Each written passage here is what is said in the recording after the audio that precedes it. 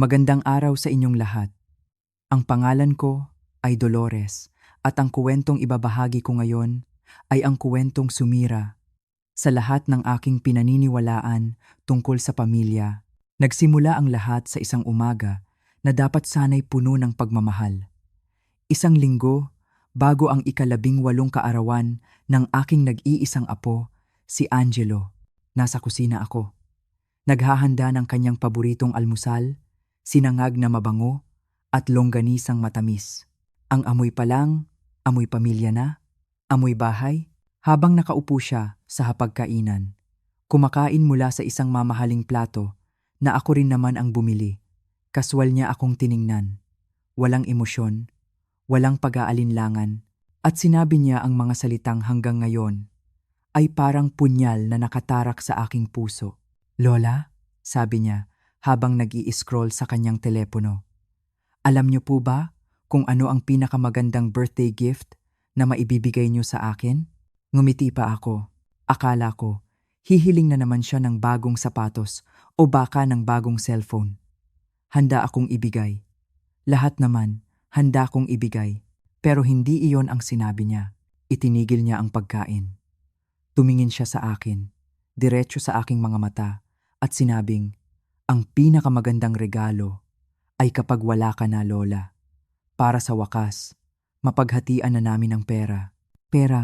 Sa isang iglap, ang mainit na kusina ay naging kasing lamig ng yelo. Ang kamay ko, na may hawak na sandok, napatigil sa ere. Hindi ako makahinga. Parang ang buong mundo ay huminto. Ang sarili mong apo, ang batang inalagaan mo, minahal mo, at sinuportahan sa lahat, ay hinihiling ang iyong kamatayan bilang isang regalo. Sa sandaling iyon, hindi ako isang lola, hindi ako isang ina. Pakiramdam ko, ako ang kanilang kasambahay, isang katulong na ang tanging silbi ay magbigay, magpakain, at magbayad ng kanilang mga gastusin.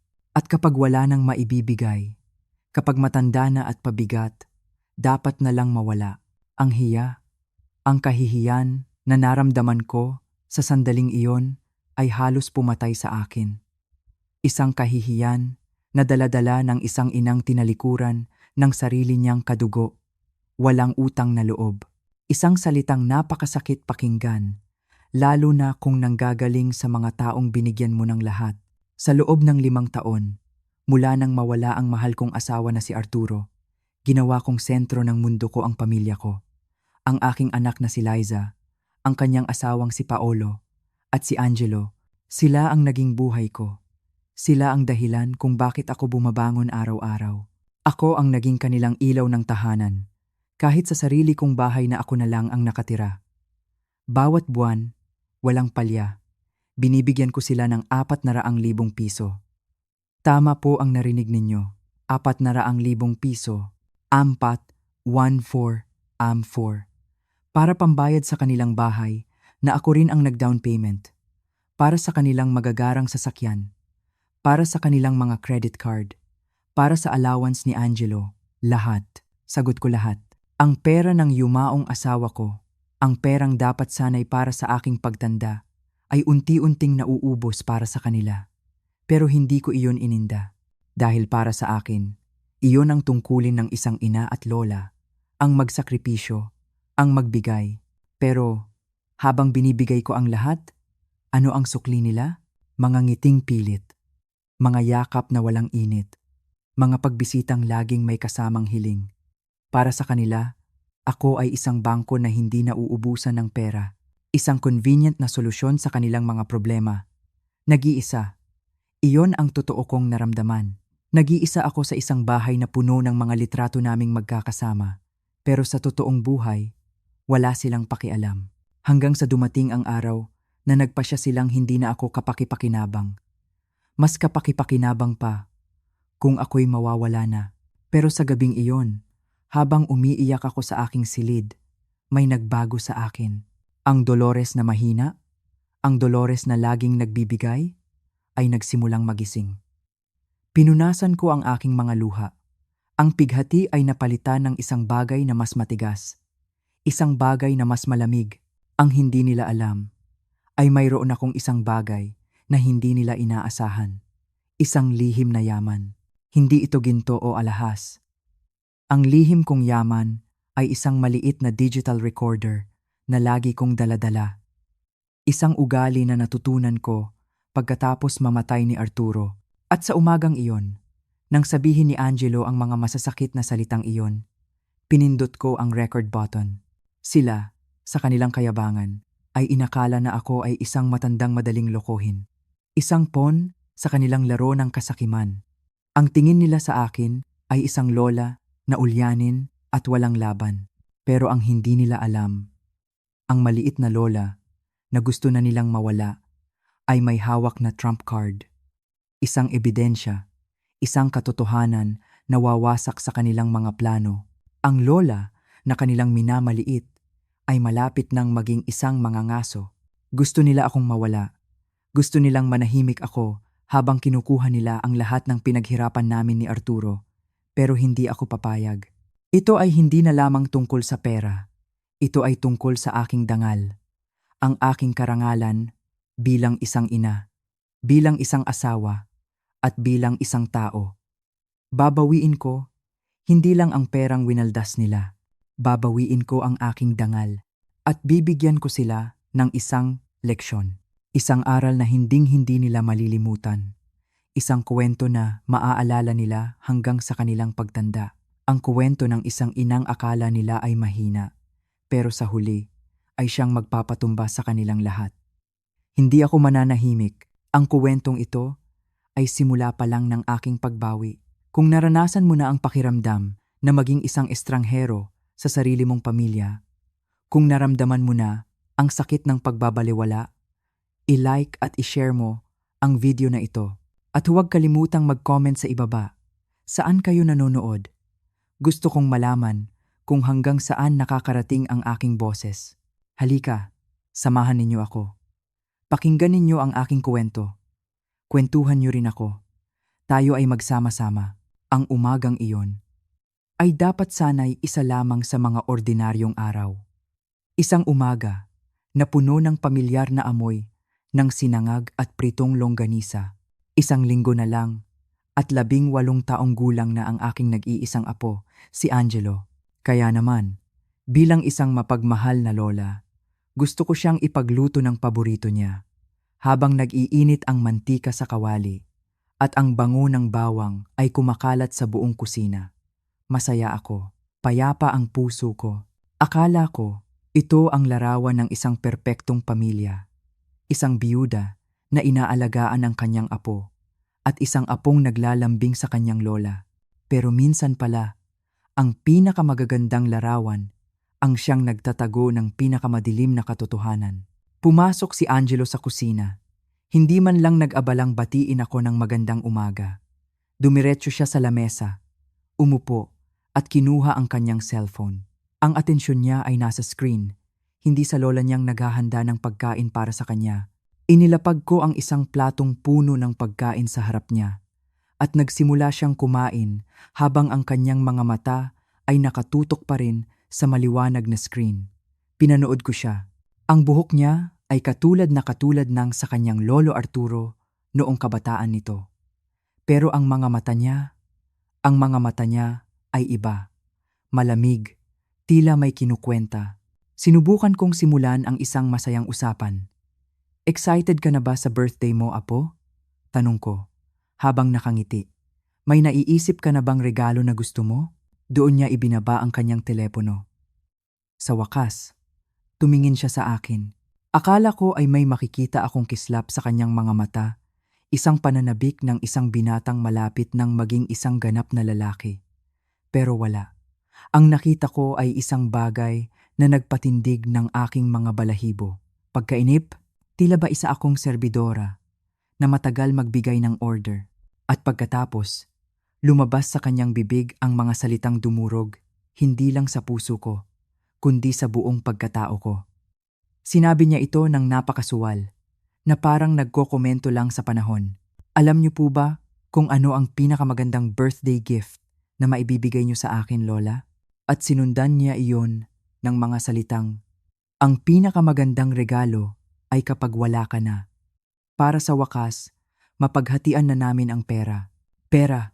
Paulit-ulit na umalingaw-ngaw ang salitang iyon sa isip ko. Pera. Pera. Parang sirang plaka.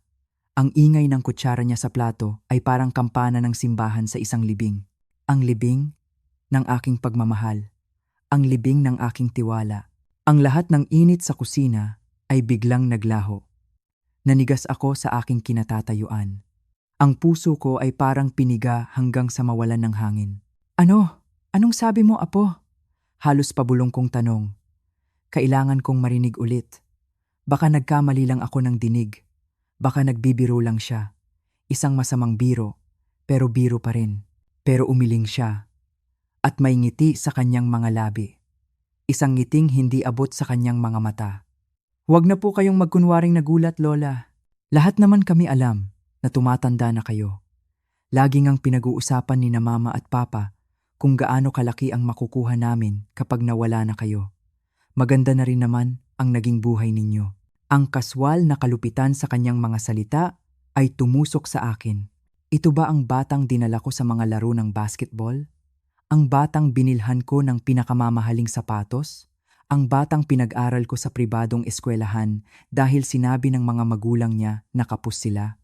Ito ba ang apo na nangako sa akin na aalagaan niya ako sa aking pagtanda? Sa isang iglap, isang ideya ang pumasok sa isip ko. Isang ideya na dala ng takot at ng pangangailangang protektahan ang sarili. Dahan-dahan kong isinuksok ang aking kamay sa bulsa ng aking duster. Nandoon ang maliit na digital recorder. Ang aking lihim na sandata. Isang bagay na lagi kong dala mula nang mamatay si Arturo para i-record ang usapan sa mga doktor, sa mga abogado. Natutunan kong maging maingat. Pinindot ko ang record button nang hindi niya namamalayan. Angelo, sabi ko, pinipilit kong maging kalmado ang aking boses kahit nanginginig ito. Masamang bagay iyan. Hindi mo naman siguro sineseryoso iyan, hindi ba? Tumingin ulit siya sa akin. Ang pagkainip sa kanyang mga mata ay mas malinaw pa ngayon. Lola, magpakatotoo na tayo. 66 na taong gulang na kayo. Madalas na kayong magkasakit. Sabi ni Mama, baka kailangan nyo na ring mapunta sa isang nursing home. At iyon, uubusin lang noon ang lahat ng pera. Hindi ba mas maganda para sa lahat kung alam nyo na payapa na lang kayong mawala? Para ako, si Mama at si Papa, magamit namin ang pera sa mga importanteng bagay. Gusto kong bumili ng Tesla pagdating ko ng 18. Alam nyo ba kung magkano iyon? Alam na alam ko kung magkano. Halos 3.2 milyong piso. A 3.5 milyon. At ang kabalintunaan, iyon sana ang ireregalo ko sa kanya. Ang sakit, napakasakit. Importanteng bagay, inulit ko. Ang boses ko'y walang buhay. At ang pananatili kong buhay. Hindi ba importante? Nagkibit balikat lang siya. Ang simpleng kilos na iyon ay parang isang sampal sa aking mukha. Isang malakas na sampal. Nabuuhay na kayo ng matagal, Lola. Ako, nagsisimula pa lang. Saka, ano bang ginagawa niyo sa lahat ng perang iyan? Nakaupo lang kayo sa malaking bahay na ito buong araw. Kami, at least, may gagawing masaya sa pera. Nasusunog na ang niluluto ko. Amoy na amoy ko, pero hindi ako makagalaw. Nakatayo lang ako roon. Pinagmamasdan ang aking apo na ginagawang isang abala ang aking buong buhay. Isang hadlang sa pagitan niya at ng isang sports car. Ganoon din ba ang nararamdaman ng mga magulang mo? Tanong ko. Siyempre, si Papa nga, ilang buwan nang naghahanap ng nursing home. Nakakita siya ng isang lugar sa probinsya. Ang bayad daw, parang 150,000 piso lang isang buwan. 150,000. Sabi ni Mama, kapag nandoon na raw kayo, makakalimutan nyo na rin naman kami. Kaya win-win situation. 150,000 piso. Samantalang ako, nagbibigay sa kanila ng 400,000 piso buwan-buwan. Ak 400,000. Ang perang pinag-ipunan namin ni Arturo. Ang perang dapat sana'y mag-aalaga sa akin sa aking pagtanda. Lola, nasusunog na yung longganisa, sabi ni Angelo, na nagpabalik sa akin sa realidad. Pinatay ko ang kalan. Tiningnan ko ang mga sunog na pagkain. Isang perpektong simbolo para sa aming usapan. Nagsimula ng matamis, pero nauwi sa isang mapait at masakit na katapusan. Itinapon ko ang lahat sa basurahan. Nang lumingon ako, wala na si Angelo. Ang maruming plato niya ay naiwan sa lamesa. Narinig ko ang pag-andar ng kanyang sasakyan. Ang sasakyang ako rin ang bumili. Naiwan akong mag-isa sa aking kusina. Napapaligiran ng mga mamahaling gamit na binili ko sa pag-asang lilikha kami ng masasayang alaala. Ngayon, lahat ng iyon ay parang mga paalala ng isang malaking kasinungalingan. Pagkalipas ng 3 araw, ang sugat na iniwan ng mga salita ni Angelo ay sariwa pa rin. Hindi ako makatulog. Hindi ako makakain. Ang bawat sulok ng bahay ay nagpapaalala sa akin ng kanyang kalupitan. Sinubukan kong kumbinsihin ang aking sarili na baka dala lang iyon ng kanyang kabataan, na baka hindi niya talaga sinasadya. Pero may isang bahagi sa akin na hindi mapakali. Isang bahagi na nagsasabing may mas malalim pa rito at hindi nga ako nagkamali.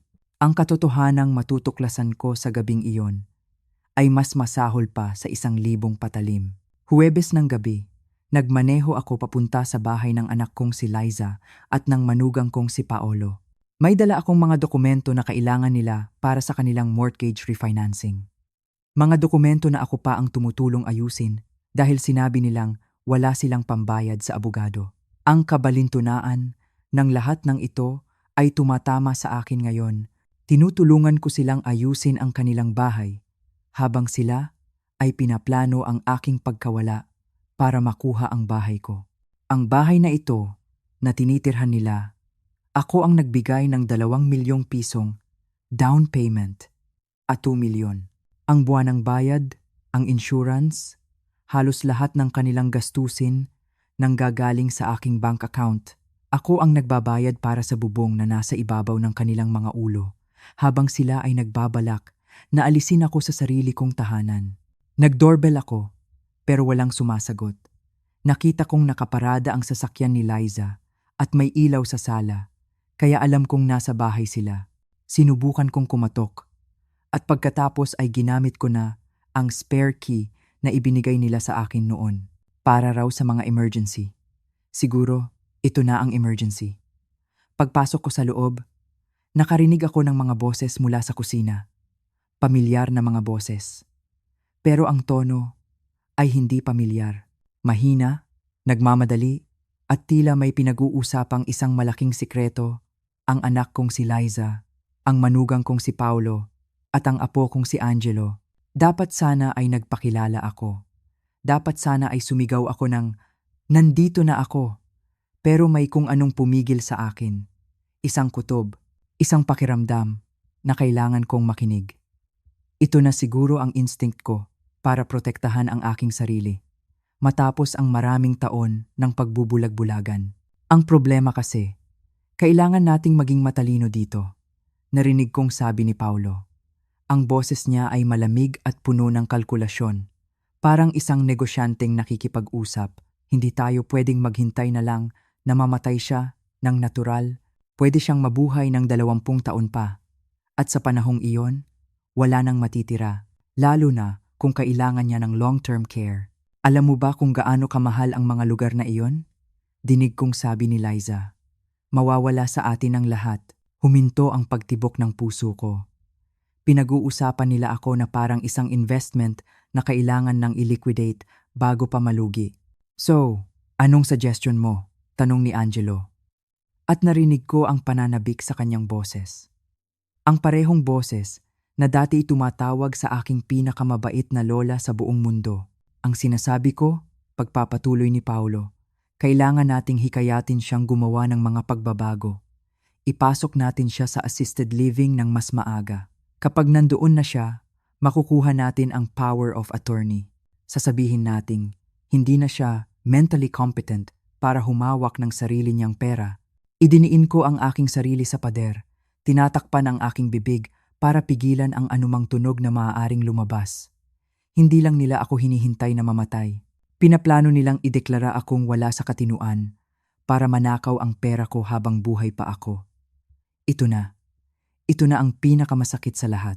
Ang pagnakawan ka ng sarili mong pamilya, hindi lang ng pera, kundi ng iyong dignidad at kalayaan. Paano natin gagawin iyon? Tanong ni Liza. Matalino si Mama. Alam iyon ng lahat. Hindi lahat, sabi ni Paulo. At narinig ko ang ngiti sa kanyang boses. Nagdodokumento na ako ng mga insidente, mga maliliit na bagay, mga pagkakataong may nakalimutan siya o nalito sa mga petsa. Gumagawa na ako ng file. Gumagawa siya ng kaso laban sa akin. Ang sarili kong manugang. Anong klaseng file? Tanong ni Angelo. Karamihan mga medical records.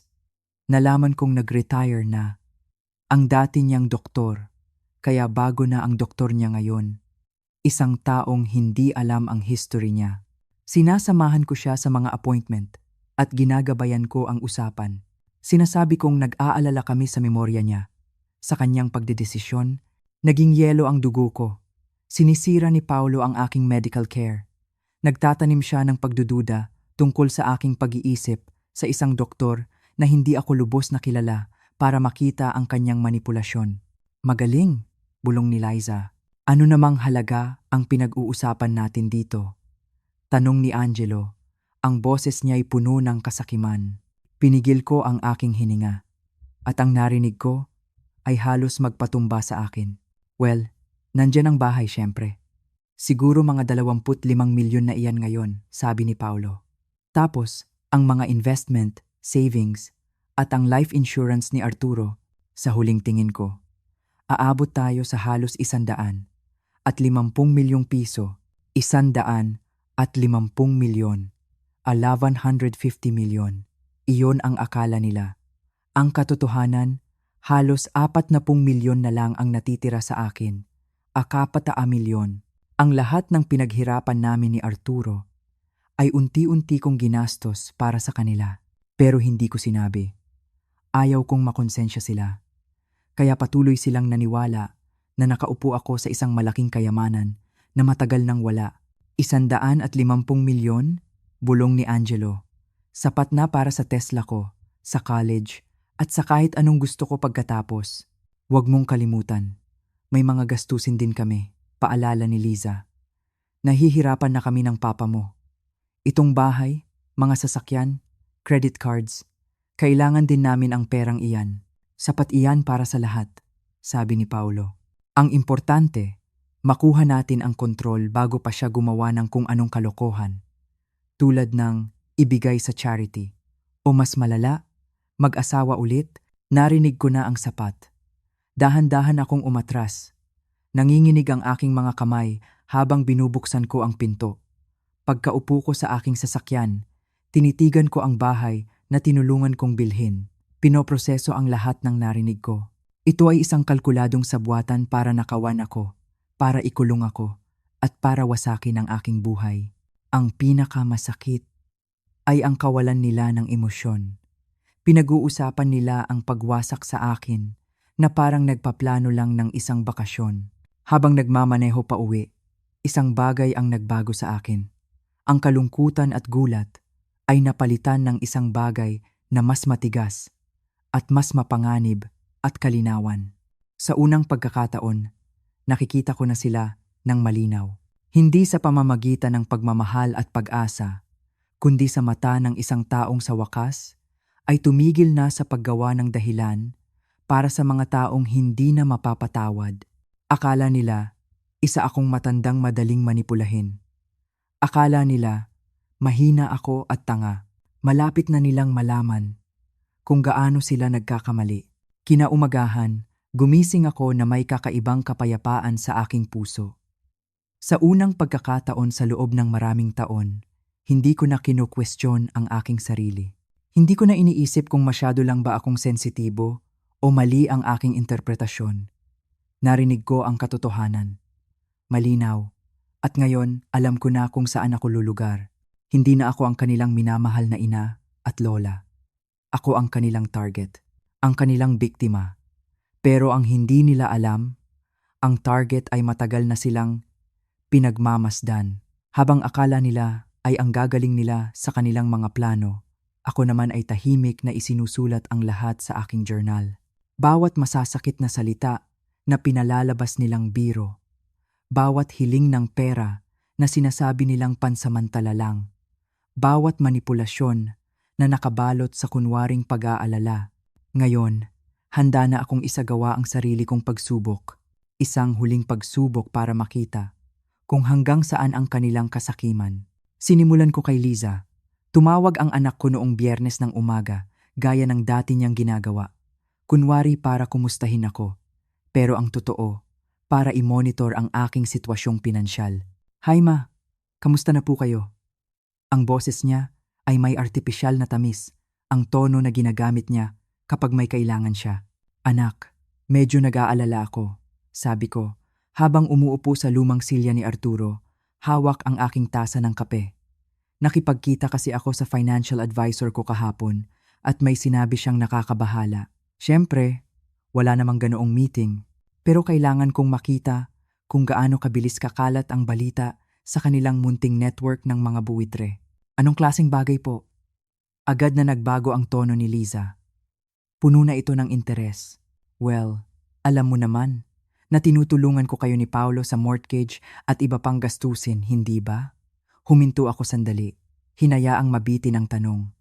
Lumalabas na baka naging masyado akong galante. Anong ibig niyong sabihin? Ngayon, naririnig ko na ang tunay na pag-aalala sa kanyang boses.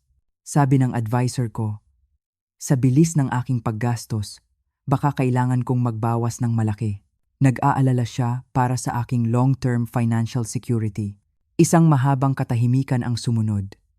Nang sa wakas ay magsalita si Liza, kontrolado ang kanyang boses. Gaano po kalaking bawas ang pinag-uusapan natin? Hindi. Okay lang po ba kayo, ma? O, ano po ang maitutulong namin? Ang una niyang inalala ay kung paano ito makakaapekto sa kanilang cash flow. Iminungkahi niya na baka kailangan kong bawasan ang buwanang suporta ko sa inyo mula 400,000. Baka gawin ko na lang 100,000 piso, 100,000. Pansamantala lang hanggang sa maayos ko ang aking sitwasyon. 100,000? Tumaas ang boses ni Liza. Ma, hindi pa po iyon sapat para pambayad sa mortgage namin. Umaasa po kami sa perang iyon. Alam ko anak, at pasensya na. Pero kailangan ko ring isipin ang sarili kong kinabukasan. Paano kung kailangan ko ng long-term care balang araw?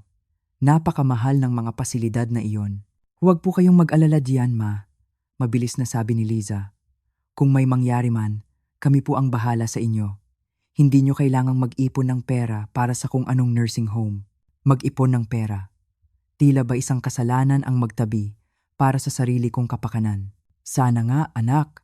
Pero sabi ng advisor ko, kailangan kong maging mas maingat. Sa katunayan, iminungkahi niya na dapat kong isaalang-alang na ibenta itong bahay. Lumipat sa isang mas maliit. Ibenta ang bahay? Ang boses ni Liza ay puno ng alarma. Ma, hindi niyo po pwedeng gawin iyan. Napakaraming sentimental value ng bahay na iyan. Si Papa ang nagtanim ng hardin para sa inyo. Nandyan ang lahat ng alaala nyo. Nakakatuwa. Biglang naging importante ang sentimental value ngayong apektado na ang kanilang mana. Alam kong mahirap. Sabi ko na may halong lungkot. Pero kung maibebenta ko ito, pwede kong invest ang pera at magkaroon ng steady income. Baka nga mas malaki pa ang suportang maibigay ko sa inyo. Halos marinig ko ang pag-ikot ng mga gear sa kanyang utak. Kinakalkula kung mas maganda ba ang isang malaking halaga mula sa pagbenta ng bahay kaysa sa buwanang bayad. Hayaan niyo pong kausapin ko si Paolo tungkol dito. Sabi niya sa wakas, baka may maisip kaming ibang paraan.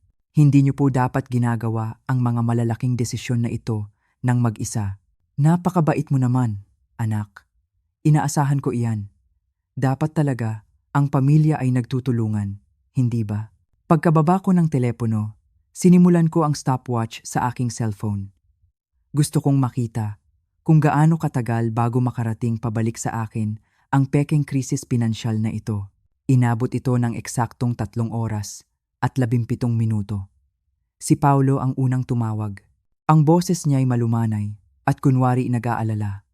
Dolores, nabanggit ni Liza na may mga alalahanin kayo sa pera. Sana hindi niyo mamasamain, pero gusto ko sanang tingnan ang inyong portfolio.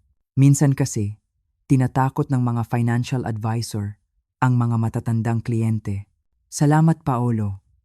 Pero hindi pa ako handa, syempre. Pero kung nag-aalala kayo sa long-term care, may mga paraan para protektahan ang inyong mga ari-arian.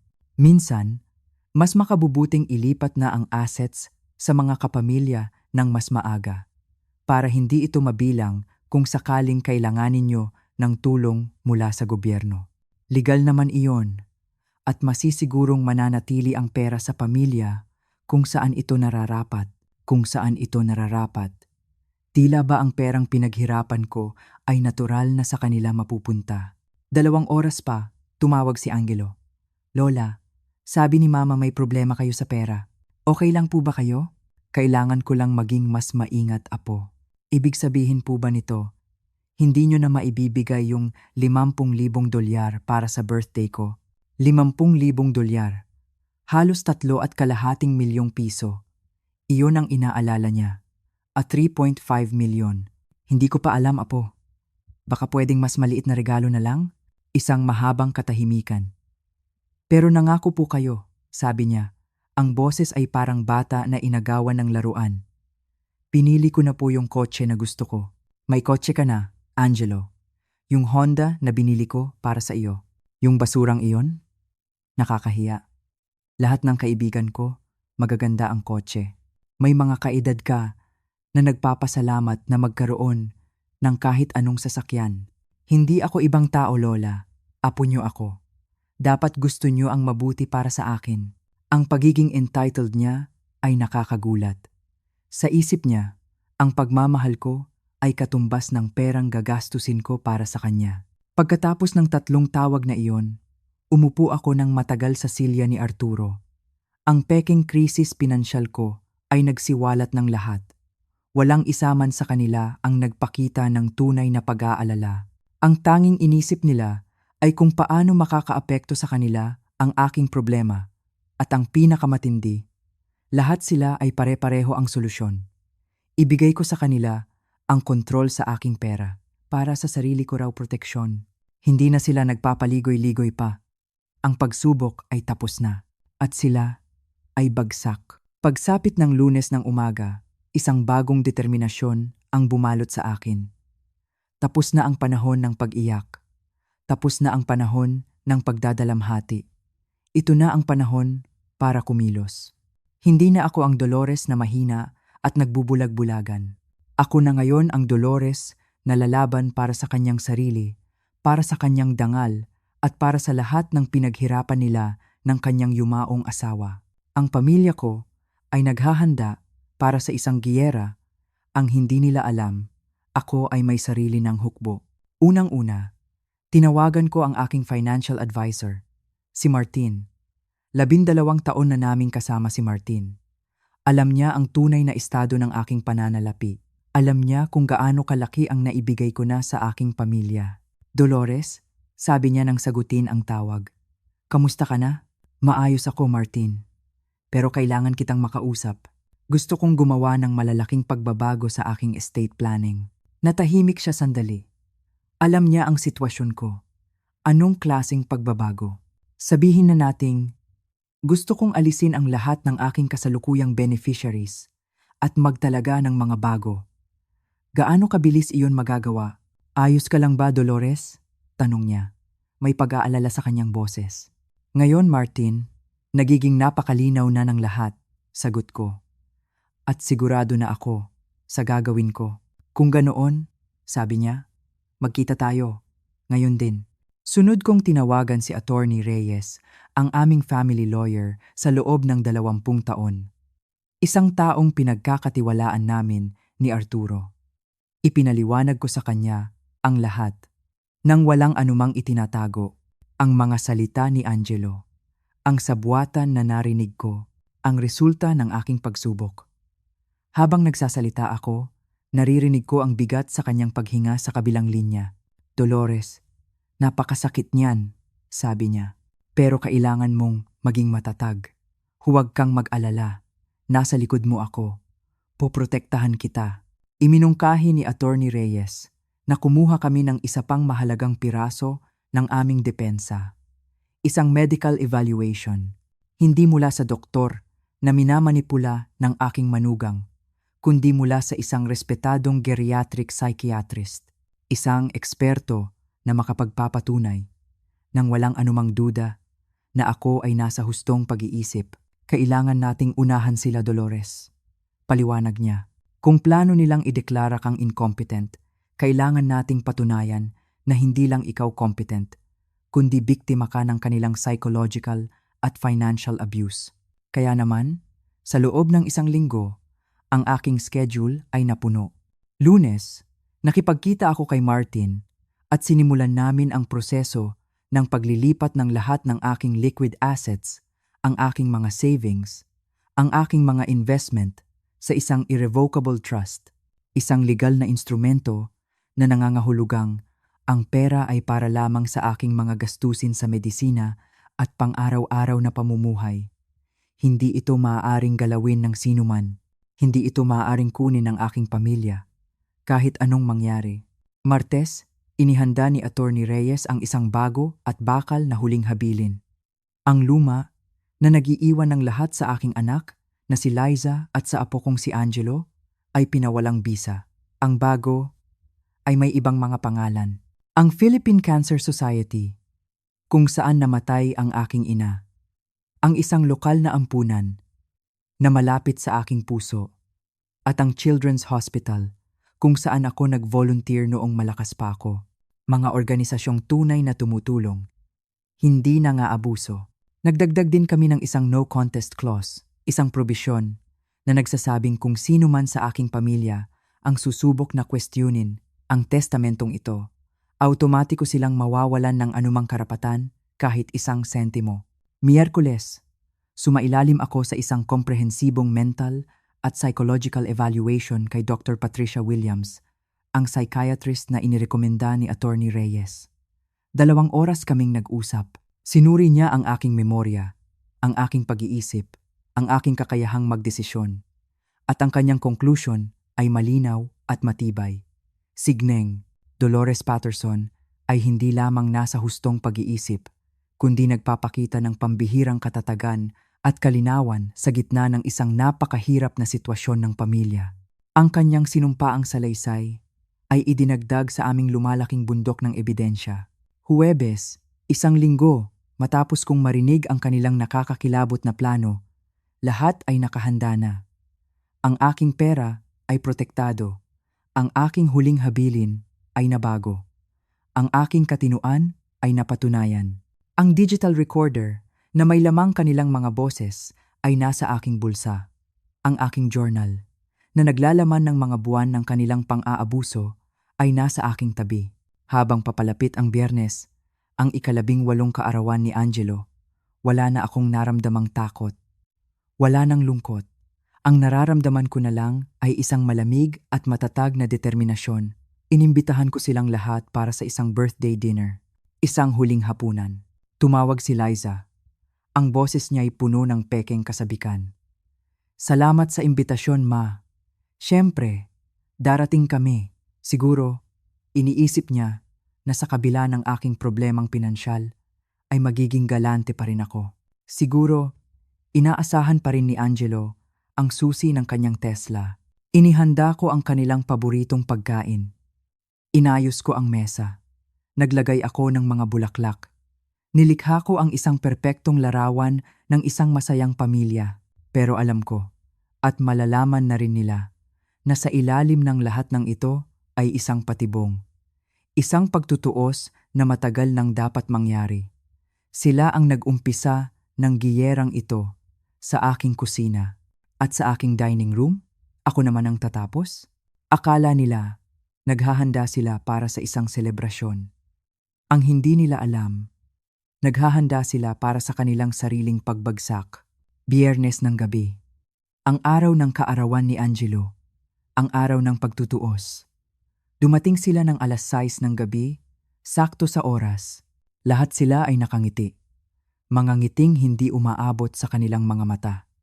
Nagdala si Liza ng isang mumurahing bulaklak. Mga chrysanthemums na siguro ay hindi aabot ng 500 piso. Si Paulo naman ay may dalang mamahaling cake. Tila ba iyon ang kanyang malaking ambag sa gabing iyon?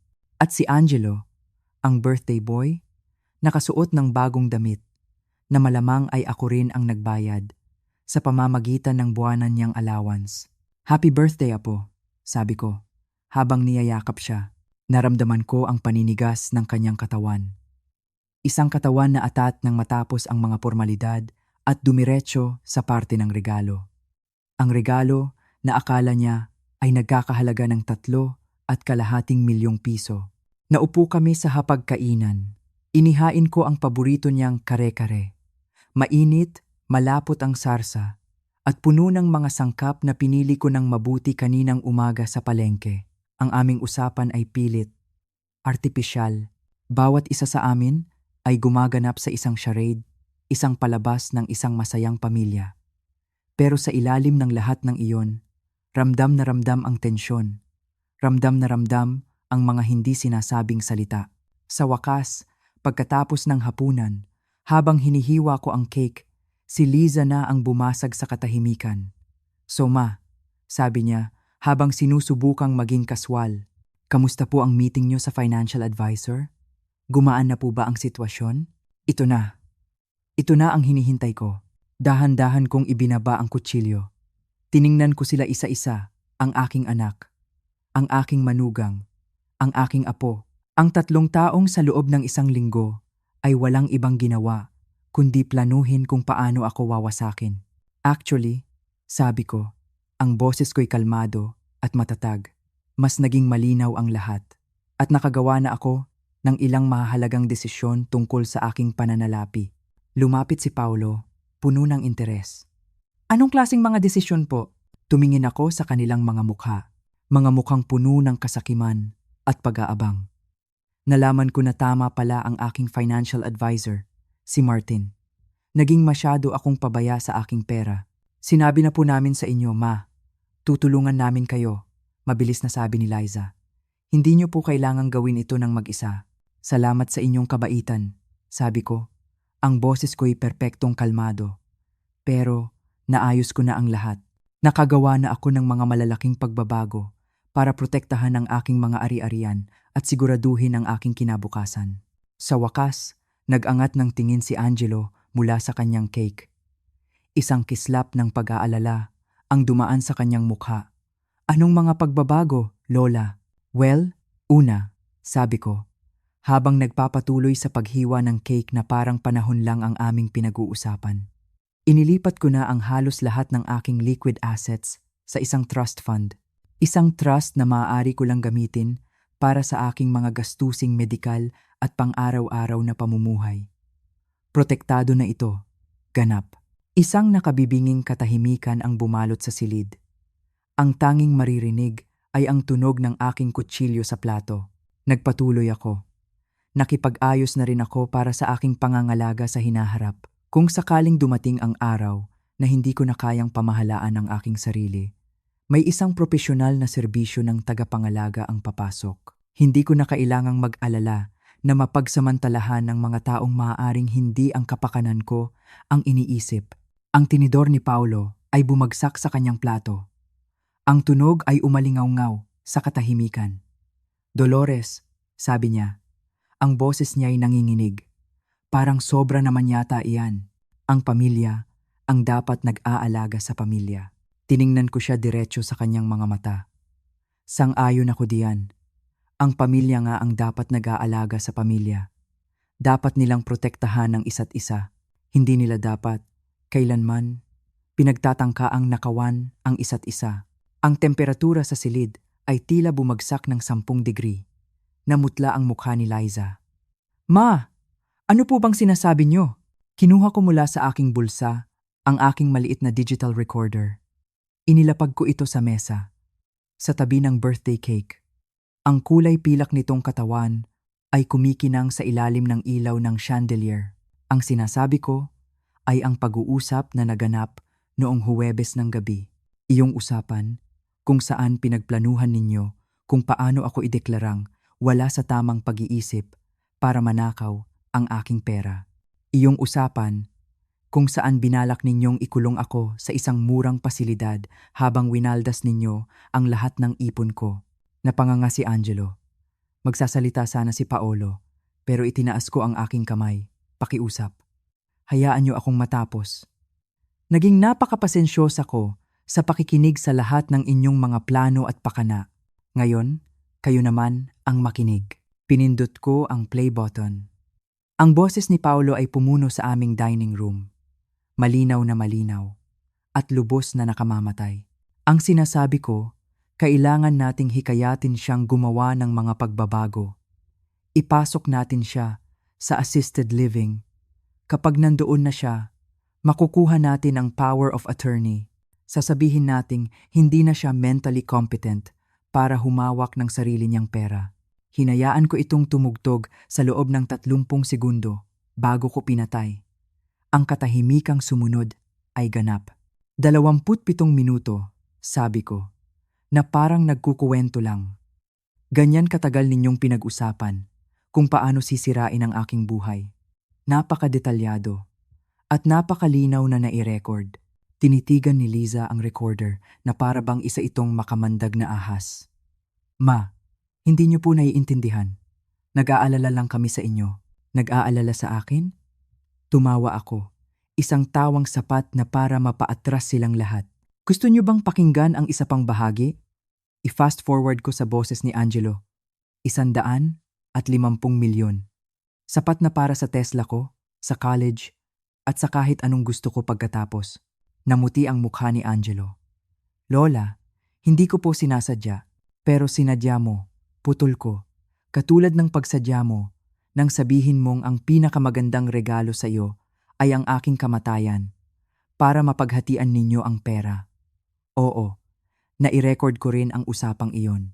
Kinuha ko mula sa kabilang bulsa ang isang malaking brown envelope at inilapag ito sa tabi ng recorder. Naglalaman ito ng mga kopya ng lahat ng aking recording, ng mga isinulat ko sa journal at ng mga sinumpaang salaysay mula sa 3 doktor na nagsasabing ako ay nasa hustong pag-iisip. Naglalaman din ito ng mga kopya ng mga bagong legal na dokumentong pinirmahan ko ngayong linggo. Nahanap ni Paolo ang kanyang boses. Kahit paus ito. Anong klaseng mga dokumento? Isang bagong huling habilin. Para magsimula, ang luma ay nag-iiwan ng lahat kina Liza at Angelo. Ang bago ay may iba ng mga pangalan. Sino? Halos hindi marinig na tanong ni Liza. Ang Philippine Cancer Society. Ang isang lokal na ampunan. Ang Children's Hospital. Mga organisasyong tunay na tumutulong sa halip na nananamantala. Tumayo si Angelo. Ang upuan niya'y gumawa ng malakas na ingay sa sahig. Hindi niyo po pwedeng gawin iyan. Ang perang iyan, dapat sa amin iyan. Actually, sabi ko, kalmadong nakaupo pa rin. Ang perang iyan ay sa akin. Pinaghirapan ko, inipon ko, at maaari kong iwan sa kahit kanino ko gusto. Pero pamilya niyo po kami. Sigaw ni Liza. Talaga ba? Tanong ko. Dahil ang pamilya ay hindi nagpaplanong magnakaw sa isa't isa. Ang pamilya ay hindi humihiling ng kamatayan ng isa't isa. Hindi naman namin talaga itutuloy iyon. Mabilis na sabi ni Paolo. Pero pinag-usapan ninyo. Sagot ko, ng detalyado. Gusto niyo bang iparinig ko ang bahagi kung saan pinag-uusapan ninyo kung aling nursing home ang pinakamura? Tumayo ako. Mayroon pa. Sabi ko, ang buwan ng suportang pinansyal na 400,000 piso ay hihinto na. Simula ngayon, napasinghap si Liza. Ma, hindi namin kaya? Mahahanapan ninyo ng paraan. Sabi ko, matatanda na kayo. Sinisira ninyo ang pamilyang ito. Akusa ni Quentin. Hindi. Mariin kong sabi. Kayo ang sumira sa pamilyang ito. Noong nagpasya kayong tingnan ako bilang isang bangko. Noong tinuruan ninyo ang inyong anak na ang kamatayan ng kanyang lola ay isang regalo. Naglakad ako papunta sa bintana at tumingin sa hardin ni Arturo. Minahal ko kayo, sabi ko, nang hindi lumilingon. Lahat kayo, handa akong ibigay ang lahat. Ang tanging hiling ko lang, kapalit ay respeto. Ma, pakiusap. Umiiyak na si Liza. Humarap ako sa kanila. Hindi na. Dahil ito ay kung sino talaga kayo.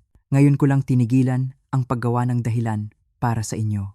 Naglakad ako papunta sa pinto at binuksan ito. Panahon na para umalis kayo. Dalhin niyo ang cake. Hindi ko na kailangan iyan.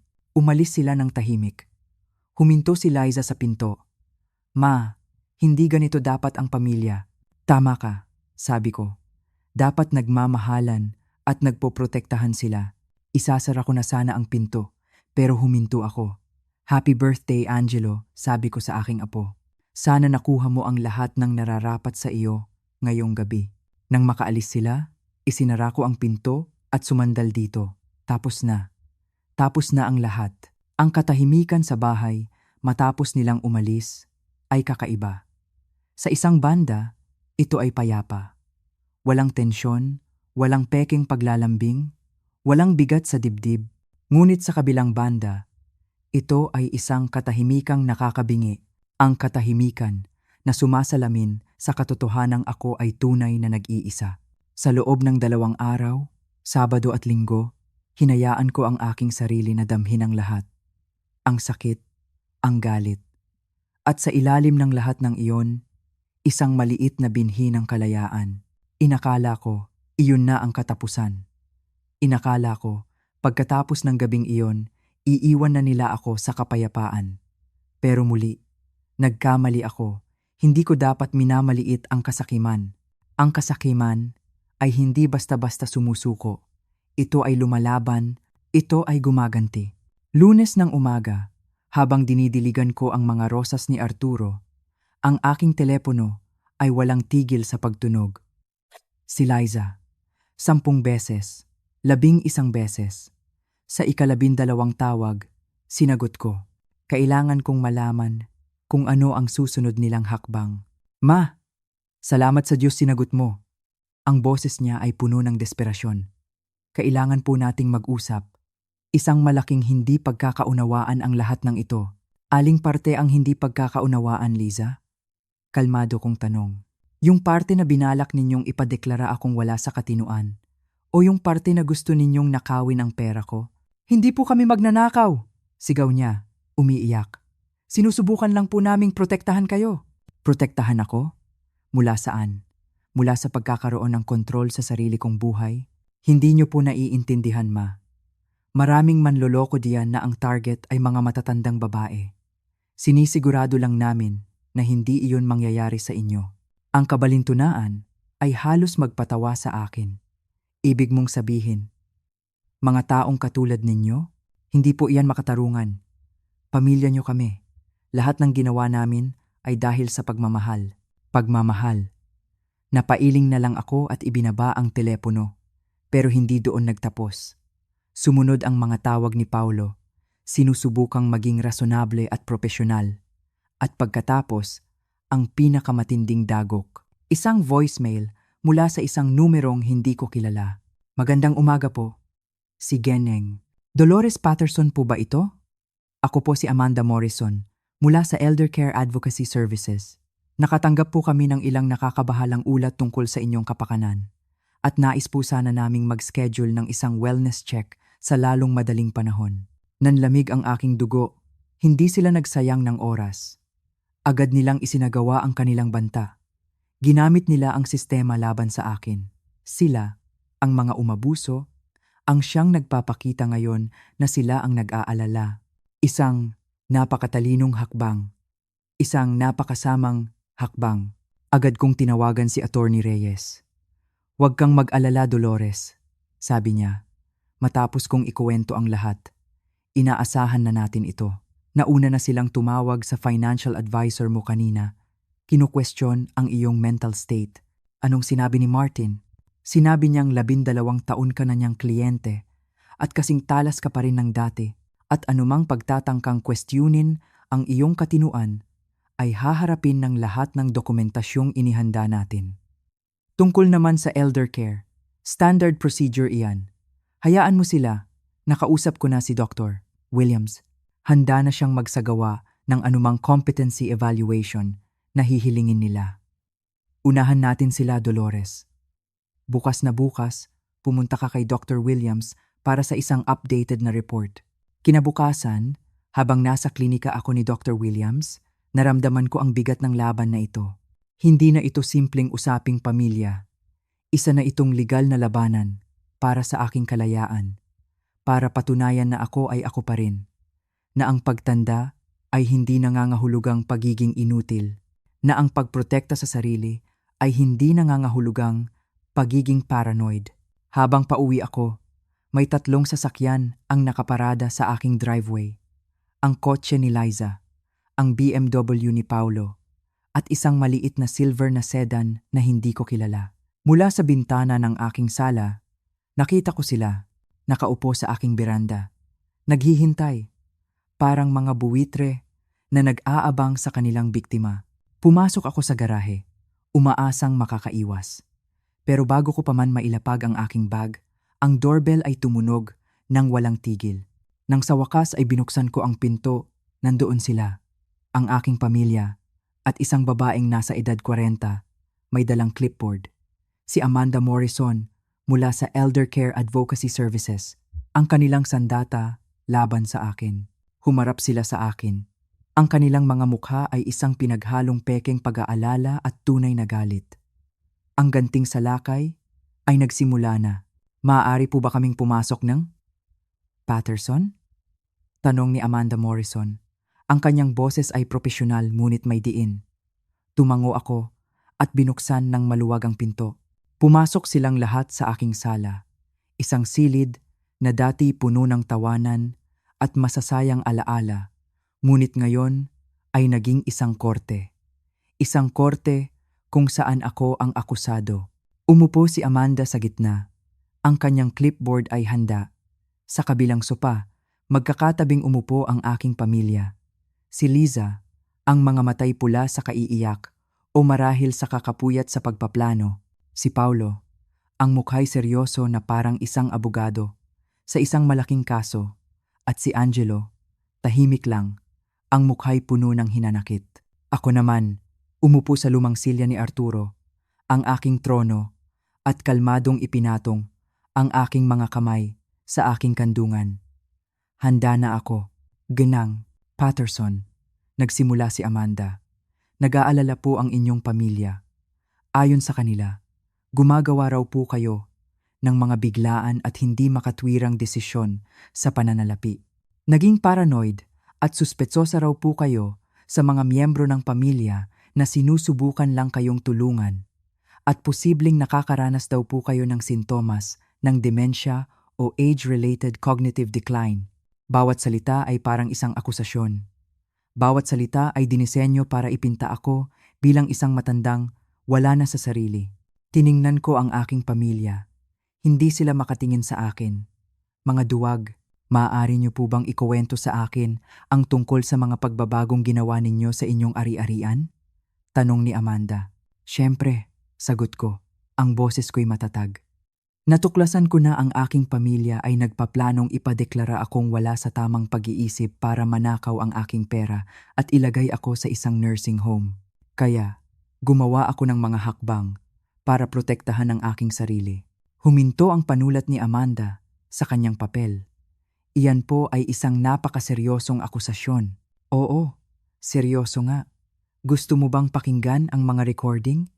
Kukunin ko na sana ang recorder mula sa aking bag nang sumingit si Paulo. Kita niyo na? Sabi niya, tumingin kay Amanda.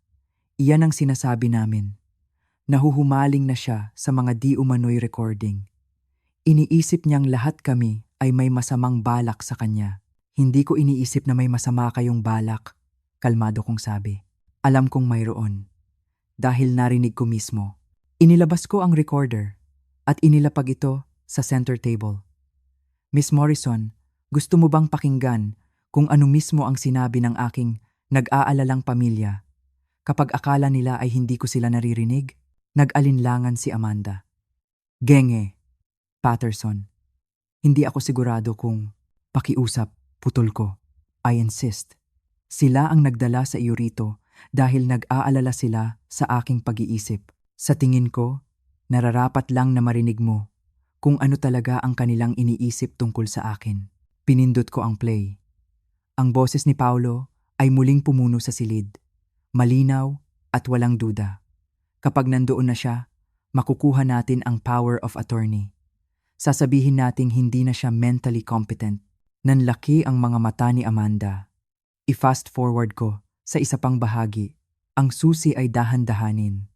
Hindi natin pwedeng madaliin ang proseso. Baka maging kahina-hinala. Nang marating ko ang boses ni Angelo na nag-uusap tungkol sa milyon-milyong piso na kanyang mamamana, ang silid ay lubos na natahimik. Tanging ang boses mula sa recorder ang maririnig, ang boses ng katotohanan. Tumingin si Amanda mula sa recorder, sa aking pamilya, at pabalik sa akin. Nang, Patterson, gaano katagal niyo nang alam ang tungkol sa mga usapang ito? Ilang buwan ko nang idinodokumento ang kanilang mga nakakabahalang kilos, sabi ko. Ngunit ang partikular na usapang iyan, narinig ko noong Huwebes ng gabi, isang araw bago ko binago ang aking huling habilin. Binago niyo po ang inyong habilin bilang tugon dito? Pinrotektahan ko ang aking sarili bilang tugon dito. Hindi ba't iyon din ang gagawin mo? Humarap si Amanda kay Liza. Ginang, totoo po ba ang recording na ito? Namula ang mukha ni Liza sa hiya at galit. Wala po iyan sa konteksto. Pinag-uusapan lang namin kung ano ang mangyayari kung sakaling mangailangan si mama ng pangangalaga. Lahat naman ng pamilya may ganitong usapan. Talaga ba? Tanong ni Amanda. Karamihan ba ng pamilya ay pinag-uusapan ang pagdedeklarang incompetent sa kanilang mga matatanda at paglalagay sa kanila sa pinakamurang posibleng pasilidad? Hindi naman namin talaga iyon gagawin. Mabilis na sabi ni Paulo. Pero pinag-aralan ninyo, dagdag ko. Sa loob ng 27 minuto, nagpatuloy si Amanda sa pagtatanong sa akin tungkol sa aking araw-araw na gawain, sa aking mga gamot, sa aking mga kaibigan. Sinagot ko ang lahat ng malinaw at detalyado. Sa huli, isinara niya ang kanyang clipboard at tumayo. Geng, Patterson, sabi niya, base sa ating pag-uusap at sa mga ebidensyang ipinakita ninyo, wala po akong nakikitang anumang senyales ng cognitive decline, dementia o kapansanan sa pagdedesisyon. Kayo po ay isang competent na individual na gumawa ng mga rasyonal na desisyon para protektahan ang sarili mula sa mga miyembro ng pamilya na, sa totoo lang, ay nagbabalak na pagsamantalahan kayo. Tumayo si Liza. Kalokohan ito. Maniniwala ka na lang sa lahat ng sinasabi niya? Maniniwala ako sa ebidensya, mariing sabi ni Amanda. Kasama na ang mga recording ng inyong pagpaplanong manloko ng isang matanda. Ganang, Patterson, gusto niyo po bang mag-file ako ng report tungkol sa mga banta na ito? Tiningnan ko sila. Ang aking pamilya. Mukha silang takot. Desperado. Parang mga hayop na na-corner.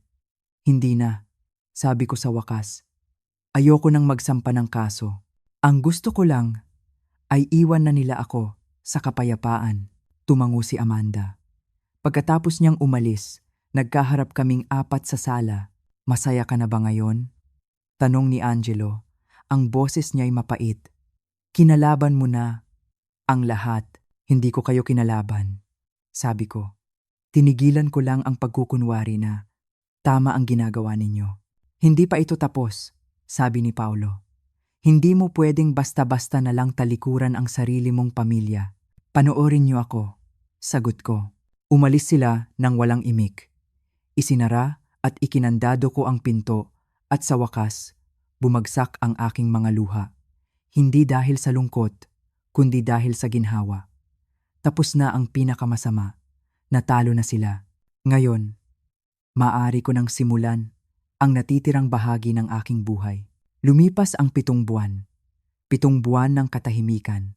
7 buwan ng paghilom. 7 buwan ng pagtuklas muli sa aking sarili. Ang unang buwan ay mahirap. May mga pagkakataong halos tawagan ko na si Liza. May mga gabing napapangarap ko ang mga masasayang araw na akala ko ay totoo. Ang 66 na taon ng pagiging ina at lola ay hindi basta-basta nawawala. Pero unti-unti, ang katahimikan ay hindi na naging kalungkutan. Ito ay naging kapayapaan. Ang kawalan ng krisis ay hindi na naging kakaiba. Ito ay naging normal. Ang pinakamalaking hakbang na ginawa ko ay ang pagbebenta ng aming lumang bahay. Ang bahay na puno ng mga alaala ni Arturo, oo. Pero puno rin ng mga multo ng isang pamilyang hindi naman pala tunay na nagmahal sa akin. Kailangan kong umalis. Kailangan ko ng isang bagong simula. At natagpuan ko ito sa isang maliit at kaakit-akit na retirement village sa Tagaytay. Isang lugar kung saan ang hangin ay sariwa at ang mga tao ay palangiti. Ang bago kong bahay ay isang maliit na cottage na may 2 kwarto. Mas maliit kaysa sa dati kong mansyon, pero sa pakiramdam ko, mas maluwag. Mas maluwag dahil wala na ang bigat ng mga obligasyon at hinanakit. Dito ko nakilala si Mila, isang retiradong guro na 72 taong gulang. Nakatira siya 3 bahay lang mula sa akin. Mabilis kaming naging magkaibigan. Pareho kaming biyuda. Pareho kaming mahilig sa hardin. Pareho kaming naniniwala na ang buhay ay hindi nagtatapos sa edad na 60. Siya ang naging kasama ko sa mga umaga ng kape at sa mga hapon ng paglalakad. Nakita mo ba ang balita sa dyaryo? Tanong niya sa akin isang umaga habang nagkakape kami sa aking maliit na beranda. Itinuro niya ang isang maliit na artikulo. Angelo Reyes, 18, arestado dahil sa drunk driving. Tinitigan ko ang pangalan. Tinitigan ko ang larawan niya. At naramdaman ko, wala. Walang galit. Walang awa. Walang konsensya. Para akong nagbabasa ng balita tungkol sa isang estranghero. Okay ka lang ba? Tanong ni Mila. Ang boses niya ay malambing. Ngumiti ako. Isang tunay na ngiti. Okay na okay ako, Mila. Perpekto. At iyon ang totoo. Tumigil na sa pagtawag si Liza, mga 2 buwan na ang nakalipas, matapos niyang mapagtanto na hindi ko na talaga babaguhin ang aking isip. Nagpadala siya ng isang birthday card noong aking ika-67 kaarawan na may mahabang sulat ng paghingi ng tawad. Pero sa pagitan ng mga linya, nandoon pa rin ang mga pahiwatig tungkol sa kanilang mga problemang pinansyal. Itinapon ko ang sulat nang hindi nagre-reply. Si Paolo naman, mas direkta. Nagpakita siya sa dati kong bahay at nalaman na lang na naibenta na ito. Ibinigay sa kanya ng mga bagong may-ari ang numero ni Attorney Reyes na nagsabi sa kanyang anumang susunod na pagtatangkang kontakin ako ay ituturing na harassment. Si Angelo, walang tawag, walang sulat, walang paghingi ng tawad. Sa isang banda, ang kanyang katahimikan ang pinakatapat na tugon sa lahat. Hindi naman niya talaga ako kilala bilang isang tao. Kilala niya lang ako bilang isang pinagkukunan ng pera at ngayong wala na iyon. Para sa kanya, hindi na rin ako nag-exist at ayos lang iyon sa akin. Natagpuan ko ang isang buhay na hindi ko akalaing posible. Sumali ako sa isang book club. Nag-volunteer ako sa isang animal shelter. Nagplano kami ni Mila ng mga day trip sa mga kalapit na probinsya. Natuto akong magpinta. Natuto akong mabuhay para sa aking sarili. Isang hapon, habang naglalakad kami ni Mila sa tabi ng lawa ng Taal, na itanong niya, "Pinagsisisihan mo ba ang pagputol sa kanila ng tuluyan?" Pinag-isipan ko iyon. Ang pinagsisisihan ko ay ang naging dahilan kung bakit kinailangan kong gawin iyon. Sabi ko, pinagsisisihan ko na. Ang mga taong pinakamamahal ko ay tiningnan ako bilang isang bagay na mapapakinabangan lang.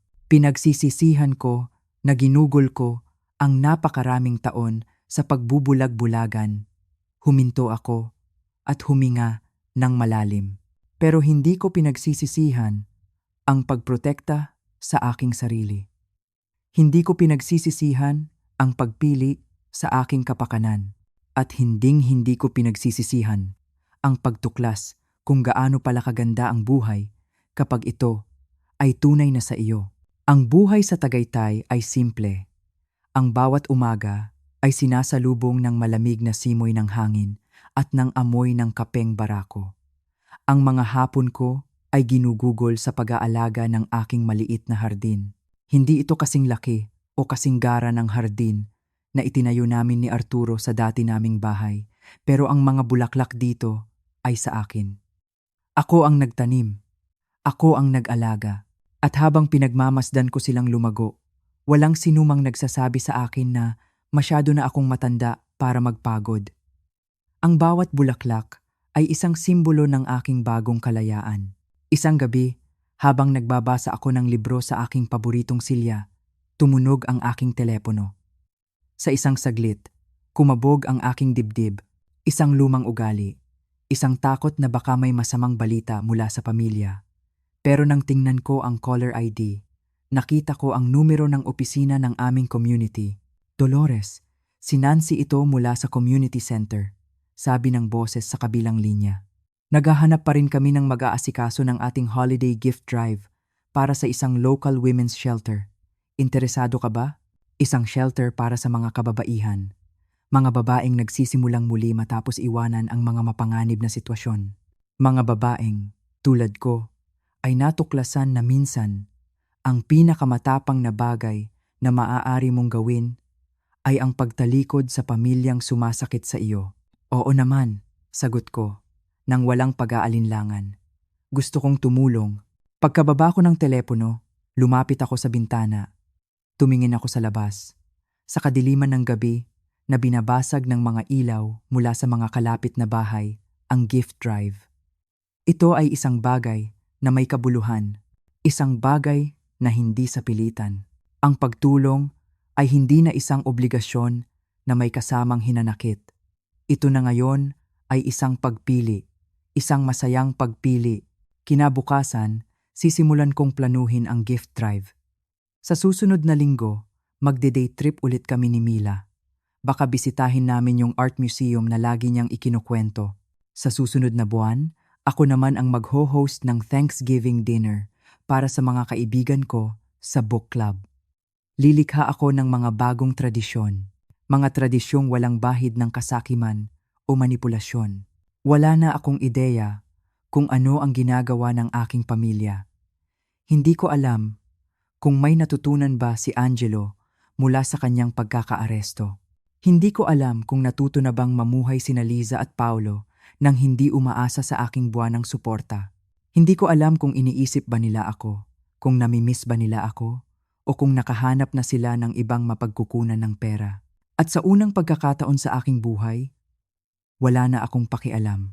67 taong gulang na ako. At sa wakas, nabubuhay na ako para sa aking sarili. Mayroon na akong mga kaibigan na nagpapahalaga sa aking mga opinyon. May mga aktibidad na nagbibigay sa akin ng lakas at isang kinabukasan na puno ng mga posibilidad sa halip na mga obligasyon. Naalala ko ang liham na natanggap ko noong isang linggo mula sa Children's Hospital. Ginamit daw nila ang isang bahagi ng aking donasyon para magpagawa ng isang bagong playroom sa pediatric ward. Nagpadala sila ng mga litrato, mga batang may malulubhang karamdaman pero nakangiti pa rin. Naglalaro, tumatawa. Ang perang iyon ay gumagawa na ngayon ng isang magandang bagay. Nagbibigay ito ng saya sa mga batang nangangailangan. Sa halip na pondohan ang isang lifestyle na puno ng kayabangan at kawalan ng utang na loob, naisip ko si Arturo.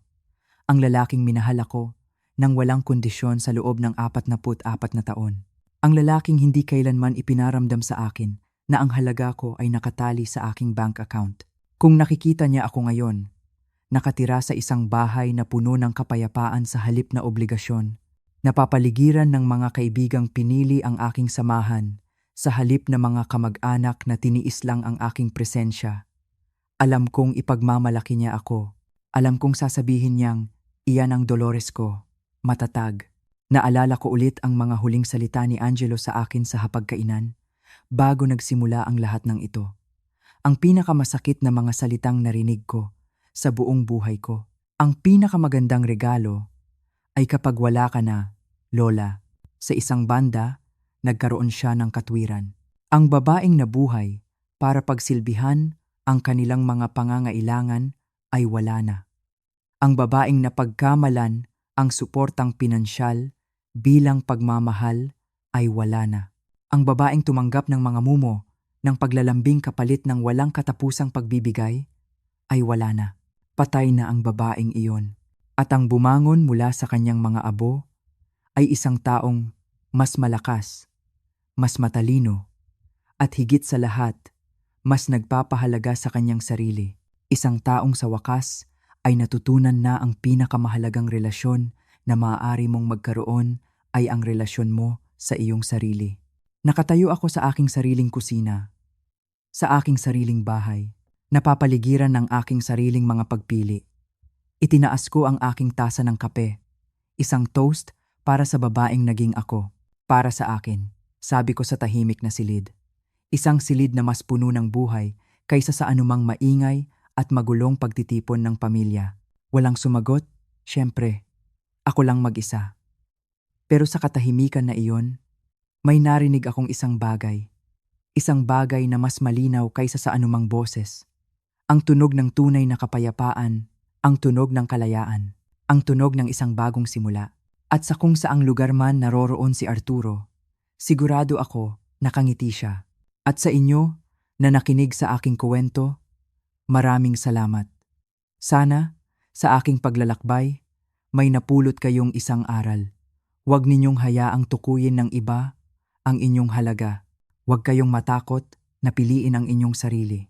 At laging tandaan, hindi pa huli ang lahat para magsimulang muli.